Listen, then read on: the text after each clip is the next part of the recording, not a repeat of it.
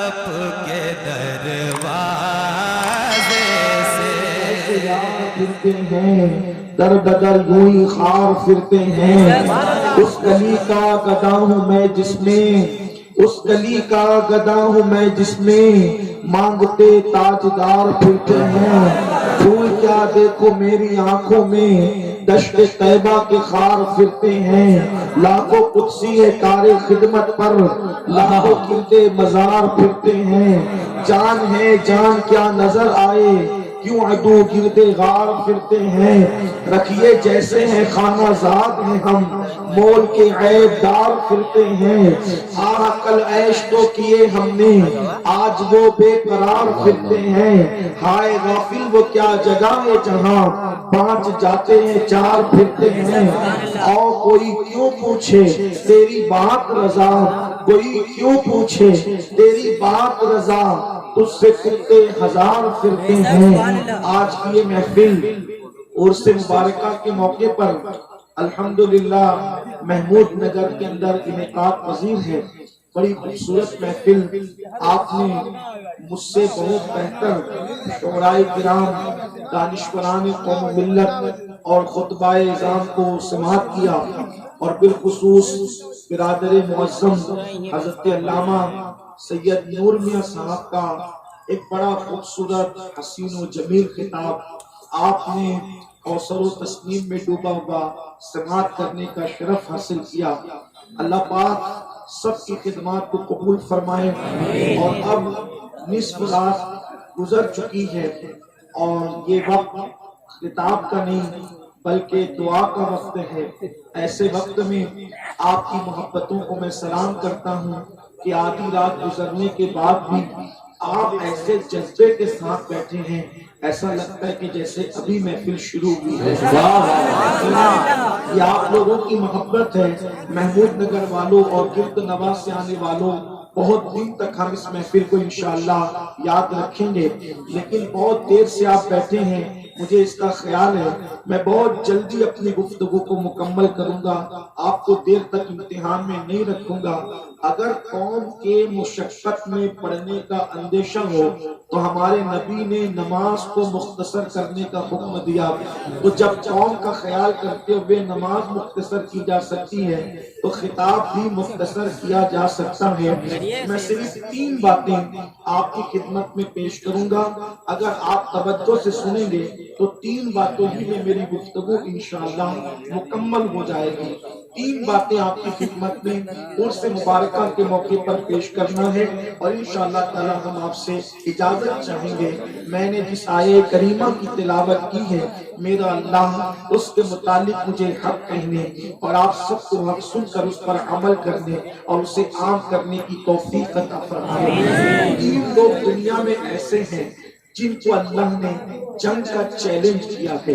بہت توجہ سے سننا اور بہت غور سے سننا. مائیں اور بہنیں موجود ہیں، ان کی بھی توجہ چاہتا ہوں. 3 لوگ ایسے ہیں جن کو اللہ نے جنگ کا چیلنج کیا ہے. اور بھی الگ مضمون کے ساتھ روایتیں ہیں، لیکن جس روایت کی طرف میں لے جانا چاہتا ہوں اس میں 3 لوگوں کا تذکرہ ہے. اللہ نے جنگ کا چیلنج کیا ہے، اللہ نے جنگ کا چیلنج کیا ہے. اللہ اکبر. اب غور فرمائیں کہ وہ 3 لوگ کون ہیں جن سے اللہ جنگ کا چیلنج کر رہا ہے، جن کو اللہ جنگ کا چیلنج فرما رہا ہے. یعنی اللہ کہتا ہے میری ان سے جنگ ہے جو ایسا ایسا کرتے ہیں. اب ان 3 لوگوں کا تذکرہ کرنے سے پہلے تھوڑا سا اللہ کے جنگ کرنے کے حوالے سے میں آپ کی خدمت میں کچھ بات عرض کروں. آپ مجھے بتائیں میرے بھائیوں، اگر محلے کے کسی کارپوریٹر سے اپنا جھگڑا ہو جائے تو ہم اس سے جیتنے کی طاقت اور حیثیت نہیں رکھتے. اگر MLA اور MP سے کوئی ٹکرا جائے تو بتاؤ کیا کوئی انسان ان سے جیت سکے گا؟ کیا کوئی انسان ان کا مقابلہ کر سکے گا؟ اور اگر وقت کے بادشاہ سے کسی کا ٹکراؤ ہو جائے تو کیا اللہ اکبر وہ انسان جو ہے اس بادشاہ کا مقابلہ کر سکے گا؟ یاد رکھیں دنیا میں لڑنے کے طریقے ہوتے ہیں، اور دنیا میں لڑنے کا طریقہ طریقہ یہ ہے کہ انسان اپنے سے کمزور سے ٹکراتا ہے، اپنے سے طاقتور سے کبھی نہیں ٹکراتا، اس لیے کہ جب کوئی طاقتور سے ٹکراتا ہے تو وہ پاش پاش ہو جاتا ہے۔ طاقتور سے ٹکرانے کا نتیجہ یہ ہے، مثال کے طور پر اگر ایک انسان اپنا سر جو ہے اگر کانچ سے ٹکرائے گا تو کانچ ٹوٹ جائے گا، لیکن ایک انسان اگر اپنا سر لوہے سے ٹکرائے گا، ایک انسان اپنا سر پتھر سے ٹکرائے گا، تو بولو اس کے سر کا عالم کیا ہوگا؟ اللہ اکبر۔ کمزوروں سے ٹکرایا جاتا ہے، طاقتور سے ٹکرایا نہیں جاتا۔ اور اللہ اکبر، میرا اللہ فرما رہا ہے کہ میں جنگ کا اعلان کرتا ہوں، 3 لوگوں کے ساتھ میرا جنگ کا اعلان ہے، اللہ کرے ان تینوں میں ہم نہ ہو۔ میرے آقا علیہ الصلوۃ والتسلیم کے پیارے دیوانوں، اور اگر کوئی اللہ کا جنگ کا چیلنج سننے کے بعد اس غلطی پر قائم رہے، اس کا انجام کیا ہوگا؟ سنو، میرے اللہ سے بڑھ کر کے طاقت والا کوئی نہیں ہو سکتا، اس لیے کہ اللہ کی طاقت کیا ہے؟ اللہ کی طاقت کا اندازہ کرو میری قوم کے جوانوں، اللہ کی طاقت کیا ہے؟ اللہ کی طاقت یہ ہے کہ میرا اللہ فرعون کو دریا میں غرق کر دیتا ہے، میرا اللہ نمرود کو لنگڑے مچھر سے ہلاک کر دیتا ہے، میرا اللہ اللہ اکبر قارون کو زمین کے اندر اس کے خزانے کے ساتھ پھنسا دیتا ہے۔ میرے اللہ کی شان یہ ہے کہ اللہ اکبر خود ساختہ جنت بنانے والا اللہ اکبر جنت بناتا ہے، وہ شداد نام کا انسان، اور جنت بنانے کے بعد اپنی خود ساختہ جنت بناتا ہے۔ جانتے ہیں اگر جن کو پتا ہے ان کو پتا ہے، جن کو نہیں معلوم ہے میرے وہ نوجوان غور سے سنے، جب پیغمبر سے سنا کہ اللہ جنت میں داخل کرے گا تو شداد جیسے بدبخت نے کہا مجھے اللہ کی جنت میں نہیں جانا، میں اپنی جنت خود بناؤں گا۔ سونے کی اینٹوں کی اس نے جنت بنائی، اور زمین کے اوپر اس نے سنا تھا کہ جنت کے اندر موتی بکھرے ہوئے ہیں، جواہرات بکھرے ہوئے ہیں، ہیرے بکھرے ہوئے ہیں، کہاں جنت کے ہیرے جواہرات، کہاں دنیا کے ہیرے جواہرات، لیکن بہرحال اس نے مقابلہ کرنے کی کوشش کی اور خود کی جنت اس نے بنوائی۔ برسوں بیت گئے، برسوں کے بعد جب اس کو یہ خبر ملی کہ میری جنت تیار ہو چکی، تو اپنے لاؤ لشکر کے ساتھ جب اپنی خود کی بنائی ہوئی جنت میں اس کی سواری کے 2 قدم پہنچے، میری قوم کے جوانوں توجہ سے سننا اور ان جملوں کو آخر تک یاد رکھنا۔ اللہ اکبر، میرے اللہ کی طاقت کیا ہے، میرے اللہ کی قوت کیا ہے؟ خود ساتھ اس کی بنائی ہوئی جنت میں جب سواری کے 2 قدم جاتے ہیں، وہ اللہ اسرائیل کو حکم دیتا ہے حضرت ملک الموت کو اس کی روح اس سے پہلے نکال لی جائے کہ اس کی سواری کے پچھلے 2 پیر بھی جنت میں چلے جائیں، اس سے پہلے کہ اس کی سواری کے پچھلے 2 پیر جنت میں جائیں، اس سے پہلے اس کی روح نکال لی جائے، اور اس کی روح نکال لی گئی، وہ خود کی جنت میں بھی داخل نہ ہو سکا، اور لوگوں کو بتا دیا گیا دولت کے نشے میں گھمنڈ کرنے والوں، اگر ہم نہ چاہیں تو تم اپنی بنائی ہوئی جنت میں بھی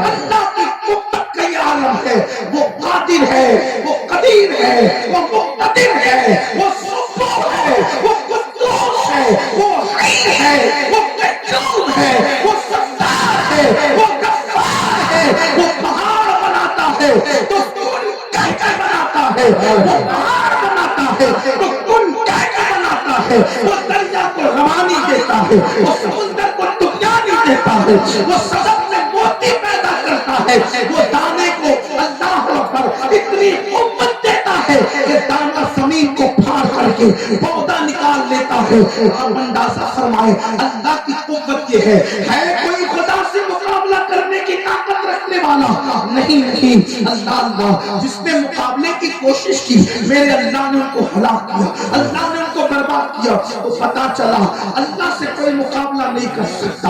اگر اللہ مچھر بھیج دے تو اللہ کے مچھروں کا کوئی مقابلہ نہیں کر سکتا، اللہ چونٹیاں بھیج دے اللہ کی چونٹیوں کا کوئی مقابلہ نہیں کر سکتا۔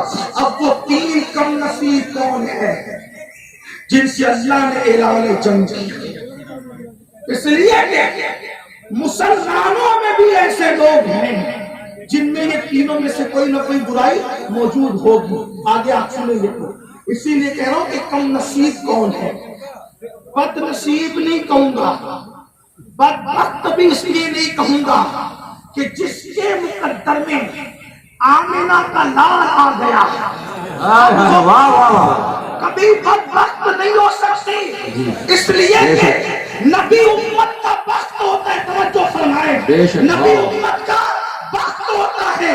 لوگ کہتے ہیں ہمارے نبی راتوں کو جگتے کیوں تھے, سوتے کیوں نہیں تھے. میں نے کہا اس لیے تاکہ امت کو بتائے کہ نبی صرف نہیں جگ رہے ہیں, امت تمہارا بخت جگ رہا ہے, اور جس کا بخت بیدار ہوتا ہے وہ امت کبھی ناکام نہیں ہوتی. نعرہ تکبیر, نعرہ رسالت, نعرہ رسالت, قرص مقدس. واہ واہ. انبیاء کرام نے دعا کی, اس نبی کا امتی بن, 70 انبیاء نے دعا کی اس نبی کا امتی بننے کے لیے, لیکن اللہ نے بن مانگے ہمیں ان کی امت میں پیدا کیا. اور بات ہے کہ ہمیں احساس نہیں ہے, یہ اور بات ہے کہ ہمیں احساس نہیں ہے, لیکن اللہ اکبر. میرے آقا علیہ السلام کی دیوانوں, آج کے ہمارے جلسے کے ناظم مجھے بہت پسند آئے, بہت پیارے ہیں. مجھے جلسے کے ناظم اس لیے زیادہ پسند آئے, اللہ انہیں سلامت رکھے, کہ یہ جلسے میں نظامت کرتے وقت تو آج انہوں نے کوئی مبالغہ نہیں کسی کے, بہت نارمل انہوں نے اچھی نظامت کی, صرف میرے لیے مبالغہ کر دیا اور مجھے مفکر اسلام و مبلغ اسلام کہہ دیا. حالانکہ میں اس کا متحمل نہیں. جس کو اپنی فکر کی اوقات نہیں وہ اسلام کی فکر کیا کرے گا. لیکن یہ ان کی محبتیں اللہ تعالیٰ نے جزائے خیر دے, اور دعا کرتا ہوں کہ ان اللہ والوں کے جملوں کو اللہ میرے لیے دعا بنا کر کے قبول کر لے. آمین. اللہ اکبر. 3 کم نصیب ہیں جن سے اللہ نے اعلان جنگ کیا. اور اب سنو, یہ رونا روتا ہے مسلمان, ہم زمین پہ پٹ کیوں رہے, لٹ کیوں رہے, تباہ کیوں رہے, برباد کیوں رہے. تو سو جس قوم سے جنگ کا اعلان اللہ کرے, اللہ کی طاقت کا اندازہ کرے, اللہ پاک کی طاقت کا اندازہ کرے. اللہ کی طاقت کتنی, اللہ کی طاقت بتاؤ, اللہ کی طاقت بتاؤں آپ کو کتنی, اللہ کی طاقت, اللہ کی طاقت کتنی ہے. محمود نگر والوں, اگر اللہ کی طاقت سنی ہے تو میں آپ کو چند جملوں میں میرے اللہ کی طاقت کی طرف اشارہ دے سکتا ہوں. دیکھو اللہ کی طاقت کتنی ہے, اللہ کی طاقت کتنی ہے, اللہ کی طاقت کتنی ہے کہ محمد رسول اللہ صلی اللہ علیہ وسلم اگر درختوں کو اشارہ کرتے ہیں تو درخت چلتے ہوئے میرے نبی کے قدموں میں چلے آتے ہیں. رسول اللہ اگر اشارہ کرتے ہیں, اشارہ کرتے ہیں تو کنکریاں بول پڑتی ہے. محمد رسول اللہ اشارہ کرتے ہیں تو جابر کے مردہ بچے زندہ ہو جاتے ہیں. محمد رسول اللہ اگر اشارہ کرتے ہیں تو چاند 2 ٹکڑے ہو جاتا ہے. محمد رسول اللہ اگر اشارہ کرتے ہیں تو ان کے اشارے سے, ان کے اشارے سے, ان کے اشارے سے ڈوبا ہوا سورج پلٹ آتا ہے.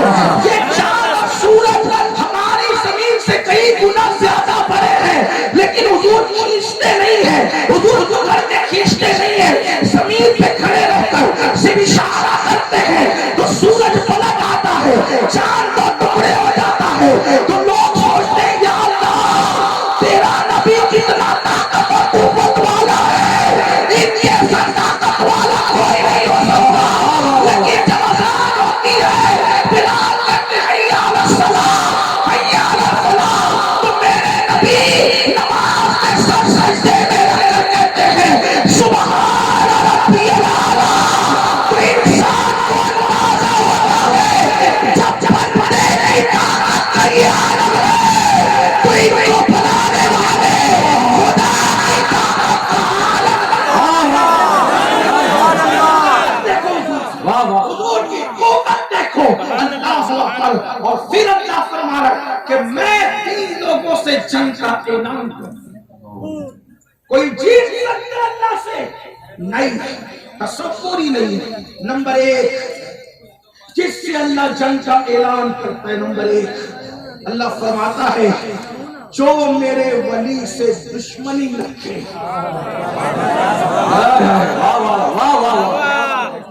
جو میرے ولی سے دشمنی رکھے میں اس کے ساتھ جنگ کا اعلان کرتا ہوں۔ مطلب ولی سے بغض رکھو گے، ولی سے دشمنی رکھو گے تو اللہ جنگ کا اعلان کرتا ہے۔ اب آپ لوگ آپ کہتے ہیں یار وہ فلاں جگہ تو لٹ رہے ہیں، پٹ رہے ہیں، مر رہے ہیں۔ میں نے کہا آج سے 100 سال پہلے دیکھو کیا یہ حالات تھے، کیا یہ معاملات تھے؟ پر نہیں۔ میں نے کہا کیوں نہیں تھے؟ اس لیے نہیں تھے کہ سارے کلمہ پڑھنے والے ولیوں سے محبت کرتے تھے، ولیوں کے خلاف کوئی بات نہیں کرتا تھا۔ اس لیے دیکھو ہر جگہ عزت تھی، ہر جگہ وقار تھا۔ یہی ہندوستان ایسا ہندوستان، اس ہندوستان میں 1000 سال تک مسلمانوں نے ہندوستان کے تخت و تاج پر حکومت کی ہے، اکھنڈ بھارت پر حکومت کی ہے۔ کب تک حاکم تھے؟ کب تک حاکم تھے؟ کب تک بادشاہ تھے؟ جب تک ولیوں کی غلامی کرتے تھے، جب تک ولیوں سے عقیدت رکھتے تھے۔ اور آج کے چھوکرے کہتے ہیں کہ ولی کا مزار نہیں، یہ تو مٹی کا ڈھیر ہے، یہ تو مگر مٹی میں مل گئے، یہ تو ایسے ہو گئے، وہ تو ویسا ہو گئے۔ پھر کیا ہوگا؟ ولی سے دشمنی کی تو پھر تلواریں گردن پر آ گئی، اوقات سمجھ میں آ گئی۔ اس لیے ولی سے دشمنی نہ کرنا۔ لیکن ایک بات اس کو اور آپ کے سامنے پیش کروں، توجہ کرنا۔ چلے جو لوگ ولیوں کو ماننے والے ہیں وہ سمجھتے غوث پاک ولی ہے، محبت کرو، کرتے بھی ہے۔ غریب نواز ولی ہے، محبت کرو، کرتے بھی ہے۔ اسی طریقے سے مخدوم شملہ ولی ہے، محبت کرو، کرتے بھی ہے۔ اسی طریقے سے اور اولیاء کرام۔ لیکن جب آپ اپنے معاشرے کے اندر، اپنے سماج کے اندر کیا ہوتا ہے؟ یہ مسلمان، یہ مومن، تو کیا یہ پٹھان ہے، وہ شیخ ہے، وہ مرزا ہے، وہ انصاری ہے، وہ فلاں ہے۔ آپس میں کبھی برادری کے نام پہ لڑتے ہو، آپس میں کبھی سلسلے کے نام پہ لڑتے ہو، آپس میں کبھی مدرسوں کے نام پہ لڑتے ہو، آپس میں کبھی تحریک تنظیم اور تعلیم کے نام پہ لڑتے ہو۔ پھر کیا ہوتا ہے؟ ایک دوسرے سے بغض آ جاتا ہے۔ تو میرے بھائی کسی کی پیشانی پہ تھوڑی لکھا ہے کہ یہ اللہ کا ولی ہے۔ جو مومن ہوگا ہو سکتا ہے وہ اللہ کا ولی ہو اور آپ کو خبر نہ ہو اور آپ اس سے دشمنی کر رہے ہیں اور اللہ آپ سے اعلان جنگ کر رہا ہے۔ کوئی کہتا ہے مولانا میرا کاروبار بہت اچھا چلتا تھا، بہت اچھا چلتا تھا میرا کاروبار، لیکن الٹی گنتی شروع ہو گئی۔ کسی ولی سے جھگڑا تو نہیں کر لیا؟ اس لیے کہ یہ کس نے کہہ دیا کہ سارے ولی زمین کے اندر ہی رہتے ہیں؟ زمین کے اوپر بھی تو اللہ کے ولی ہو سکتے ہیں۔ امام جعفر صادق نے فرمایا کہ میرے والد نے مجھے نصیحت فرمائی۔ امام جعفر صادق کہتے ہیں میرے والد نے مجھ سے نصیحت فرمائی، بیٹا جس بھی مومن سے ملنا یہ سوچ کے ملنا کہ تو اللہ کے ولی سے مل رہا ہے۔ اگر وہ ولی ہے تو ہے، اور اگر ولی نہیں ہے تو تجھے حسن نیت کا ثواب تو مل ہی جائے گا۔ اس لیے جس مومن سے ملو احترام کرو، عزت کرو، اس کی عظمت کرو، کسی سے بغض مت رکھو، اپنے دل میں ہر مومن کے لیے محبت رکھو۔ آج کیا ہو گیا؟ داڑیاں تو لمبی ہے، ٹوپیاں تو بڑی خوبصورت ہے، کپڑے بھی اچھے ہیں، لیکن کیا دل بھی اچھے ہیں؟ بڑی معذرت کے ساتھ عاشق رسول کے دل میں بغض کیسے ہو سکتا ہے؟ عاشق رسول کے دل میں حسد کیسے ہو سکتا ہے؟ عاشق رسول کے دل میں کینہ کیسے ہو سکتا ہے؟ مسلمانوں یاد رکھو، جس دل میں کینہ ہوگا اس دل میں جلوہ محمد رسول اللہ ہوگا، جس دل میں حسد ہوگا اس دل میں آمنہ کے لال کی جلوہ گری نہیں ہوگی۔ آپ کو بتاؤں یہ کینہ پاخانے سے زیادہ گندا ہے، یہ حسد پاخانے سے زیادہ گندا ہے۔ یہ کرسی پر آپ نے مجھے بٹھایا، نور میاں میرے بھائی نے میرے لیے کرسی چھوڑ دی، آپ نے عزت سے بٹھایا۔ یہاں اگر پاخانہ رکھا ہوتا تو کیا آپ مجھے اس پہ بٹھاتے؟ حالانکہ میری کوئی اوقات اور حیثیت نہیں، لیکن آپ نسبت رسول کی وجہ سے پیار کرتے۔ پھر پاخانہ کرسی پہ رکھا ہے تو بولو بیٹھنے دو گے، اور اگر کوئی بٹھائے گا تو آپ اس کو اچھی نظر سے دیکھو گے۔ جب کرسی پہ پاخانہ پڑا ہو، پیشاب پڑا ہو، تو مجھ جیسے گنہگار کو آپ پیار کرتے تو آپ اس پہ مجھے بیٹھنے نہیں دو گے۔ تو جس دل کے اندر حسد کا پاخانہ ہوگا، جس دل میں کینے کا پاخانہ ہوگا، جس دل کے اندر اللہ اکبر عداوت کی گندگی اور سور اور کتے بیٹھے ہوں گے، اس دل میں اللہ محمد رسول اللہ کو جلوہ گر کیسے بولے دے گا؟ اس دل کے اندر اللہ رب العزت ان کی محبت کو کیسے رکھے گا؟ یا تو دل میں کینہ ہوگا یا تو دل میں مدینہ ہوگا۔ اب فیصلہ کرو، اگر دلوں میں کینہ ہے تو دلوں میں مدینہ نہیں ہے، اگر دلوں میں مدینہ ہوگا تو دلوں दिलों में कभी कीना नहीं होगा। इसलिए जो अल्लाह के वली से दुश्मनी रखे, एक बात बता दूं, अल्लाह का वली कौन होता है, अल्लाह का वली किसको कहते हैं? बस इतना सुन लो, जिसके पास बैठने से तुम्हारी जिंदगी बदल जाए, जिसकी बातें सुनने से तुमको आखिरत की याद आ जाए, जिसका चेहरा देखने से तुम्हें खुदा की याद आ जाए, समझ लो अल्लाह का वली है। और याद रखना, वली अलग अलग रूप में होते हैं। एक बात याद आई, मैं अर्ज करूं आपको, देखो वली लोग कैसे अपने आप को छुपाते हैं, ये और बात है। आज बड़ा प्रोपेगेंडा है, फला वली फला वली फला वली, लेकिन याद रखना, जब कयामत में पर्दे उठेंगे तो बहुत सारे ऐसे होंगे जिनको तुम वली कहते होंगे, वो बाहर खड़े होंगे, और बहुत सारे ऐसे हैं जिनको तुम हिकारत की नजर से देखते होंगे, वो वलियों की शान सबके अंदर मौजूद होंगे। इसलिए विलायत का फैसला आपने हमने नहीं करना। मैं अपने जवानों को एक बात बताकर फिर अपने उन्वान की तरफ आता हूँ। देखो, आपको हमें कोई मुसीबत आती है, मुश्किल आती है, तो हम वावेला करते हैं, ताबीज वाले पास पहुंच गए, दुआ वाले पास जाओ, अच्छी बात है। लेकिन एक बात कहता हूँ, दुआ के लिए अल्लाह वालों को तलाश करो, दुआ के लिए अल्लाह वालों को तलाश करो। और अगर अल्लाह वाला न मिले तो जो जमीन के अंदर अल्लाह वाला है वहां चले जाए, वहां जाके दुआ करो, अल्लाह दुआ कबूल करे। लेकिन एक बात और कह दूं, वहां जाके सजदे नहीं करना, वहां जाके बिदअत नहीं करना, खुराफात नहीं करना, वहां जाकर के खिलाफ शरअ काम नहीं करना। जैसे मजार पर हाजिरी का तरीका बुजुर्गों ने बताया वैसे जाना। महबूब इलाही हजरत बाबा कुतुब के मजार पे जाना। आजकल तो हर आदमी चिपकता ही है, कब्रों पर ऐसे गिर पड़ते हैं कि जैसे पूरा वजन कब्र पे डालते। जिन चीजों को से जिंदों को तकलीफ होती है, उन चीजों से मजार वालों को भी तकलीफ होती है। तो क्या करते हैं, वहां गिर पड़ते, वो करते हैं, पता नहीं क्या क्या करते हैं। हजरत महबूब इलाही जब सरकार कुतुब अपने दादा पीर के आस्थाने पे जाते थे तो दूर खड़े रहकर पत्थर पे फातिहा पढ़ते थे। एक दिन ख्याल आया, मैं इतनी दूर से फातिहा पढ़ता हूँ, करीब नहीं जाता अदब की वजह से, इनको खबर भी होती है कि नहीं होती। तो फिर विदा आई कि तुम यहाँ आकर कहते हो कि खबर होती कि नहीं होती, जब तुम वहां से चलते हो तभी हमें खबर होती है। अल्लाह वाले लोग अल्लाह के दोस्त हैं। तो बहरहाल आपको बताऊं कि अल्लाह वालों की शान क्या है। अल्लाह वाले किसी भी रूप में रहते हैं अपने आप को छुपाने के लिए। वली अपने आप को कभी छुपाएगा नहीं, वली अपने आप को हमेशा छुपाएगा। और अल्लाह वालों की मुश्क की वो ऐसी है कि लोगों को पता चल जाता है कि ये अल्लाह वाला है। अल्लाह अकबर। औरंगजेब आलमगीर की आदत थी, सुन ले आप, औरंगजेब और आलमगीर की आदत थी, जब भी कोई मुश्किल आई या तो मज़ार पे पहुंचे या तो कोई अल्लाह वाला ढूंढ लिया। हजरत औरंगजेब आलमगीर जो है, हैदराबाद का किला जो हमारे हैदराबाद दक्कन में हैदराबाद है, वो किला फतेह करना चाहते थे। रोज हमला कर रहे, पलट रहे, हमला कर रहे, पलट रहे, रोज हमला कर रहे, बहुत नुकसान हो रहा है। और उनसे परेशान है कि जीत नहीं पा रहे किला। अल्लाह की बारगाह में गिर गिराया, दुआ की, मौला कोई अल्लाह वाले से मिला दे ताकि उससे दुआ करा मेरा काम हो जाए।